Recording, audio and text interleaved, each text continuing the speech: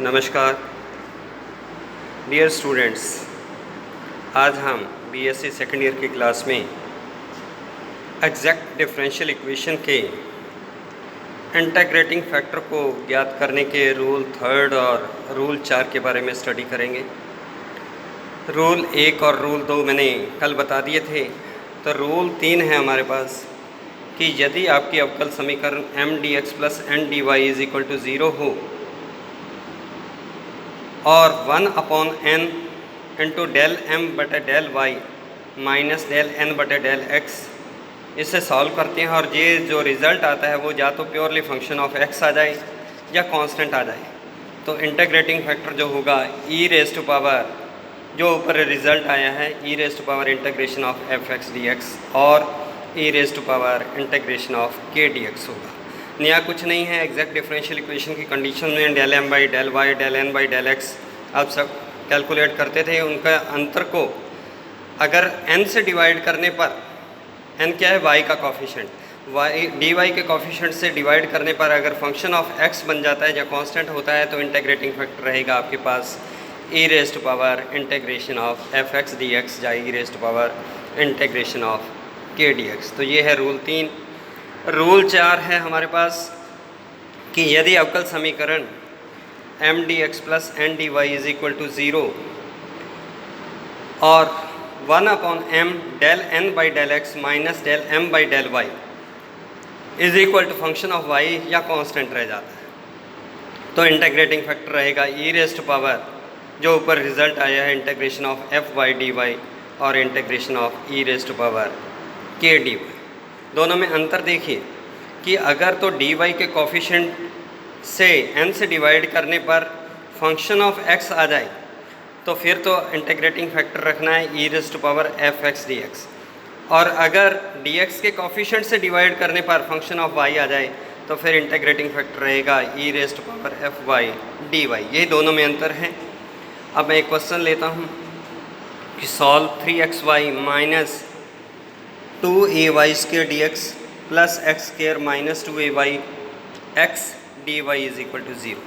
तो यहाँ देखिए पहला रूल भी नहीं अप्लाई हो रहा, क्योंकि पहले रूल में क्या था हमारे पास कि होमोजीनियस इक्वेशन होनी चाहिए। तो वैसे यहाँ पर होमोजीनियस बन रही है तो आप उस मेथड से भी कर सकते थे, होमोजीनियस वाले से भी। लेकिन अगर होमोजीनियस ना हो रही हो और दूसरा रूल भी अप्लाई ना होता हो फिर हम थर्ड रूल को यूज़ कर सकते हैं। यहाँ पर वैसे दोनों ही फर्स्ट और सेकंड रूल भी अप्लाई हो सकते हैं इन क्वेश्चन में। तो यहाँ m का मान 3xy minus 2ay square, n का मान x स्क्वायर माइनस 2ayx। तो m को पार्शियली डिफ्रेंशिएट कीजिए y के सापेक्ष, तो वो आ गया आपके पास 3x माइनस 4ay। n को पार्शियली डिफ्रेंशिएट कीजिए x के सापेक्ष, तो वो आ गया 2x माइनस 2ay।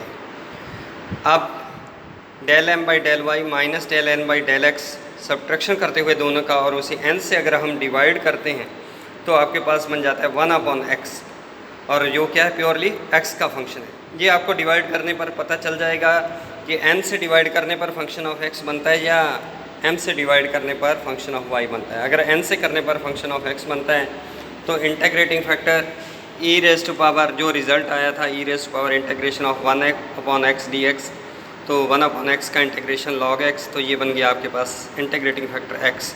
तो x से दी गई इक्वेशन को हमने मल्टीप्लाई कर दिया, तो जो नई इक्वेशन बनी 3x square y minus 2axy square D x plus x cube minus 2ayx square d Y is equal to 0।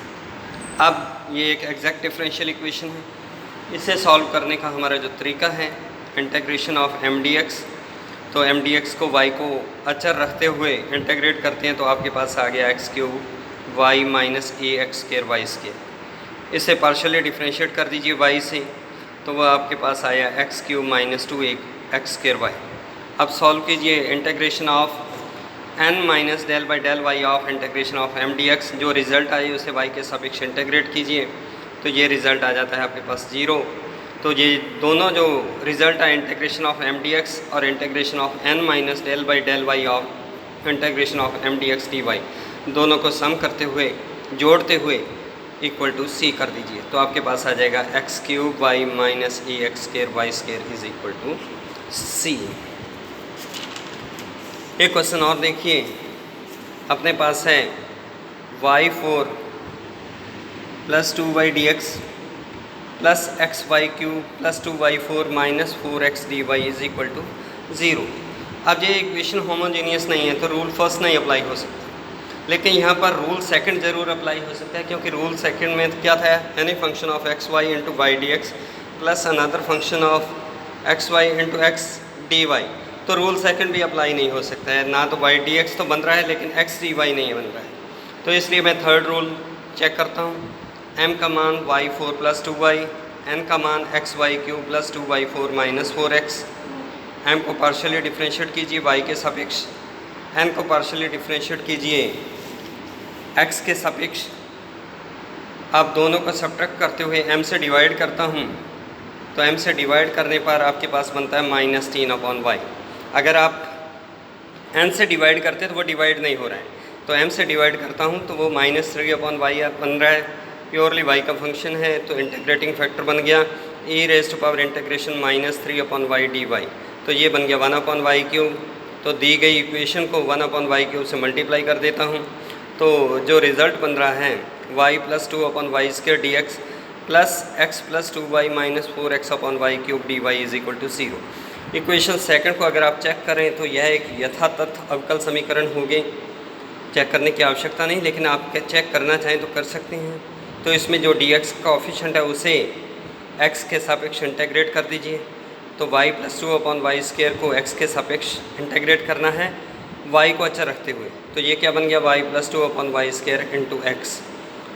अब जो n है x plus 2y minus 4x/y³, इसमें से जो ऊपर रिज़ल्ट आया है 3 में उसे पार्शियली डिफ्रेंशिएट करते हैं y के सापेक्ष और n में से सब्ट्रैक्ट कर देते हैं। तो सब्ट्रैक्ट करने के बाद y के सापेक्ष इंटेग्रेट करते हैं जब, तो वो रिज़ल्ट बन रहा है y²। तो समीकरण 3 प्लस समीकरण 4, तो वो क्या है x into y plus 2/y² plus समीकरण 4 y² is equal to constant of integration. तो ये रूल 4 से किसी अवकल समीकरण को mdx plus ndy is equal to 0 को सॉल्व करना हो तो अपने कर सकते हैं। तो असाइनमेंट्स हैं ये प्रॉब्लम्स आपके पास, ये solve x² plus y² plus 2x dx plus 2y dy is equal to 0। इसी तरह की बाकी 2 प्रॉब्लम्स और हैं, तो इन्हें रूल 3 और रूल 4 से अगर आप सॉल्व करेंगे तो इनका रिज़ल्ट आ जाएगा। तो आप इनकी प्रैक्टिस कीजिए। इसी के साथ जय हिंद, जय भारत।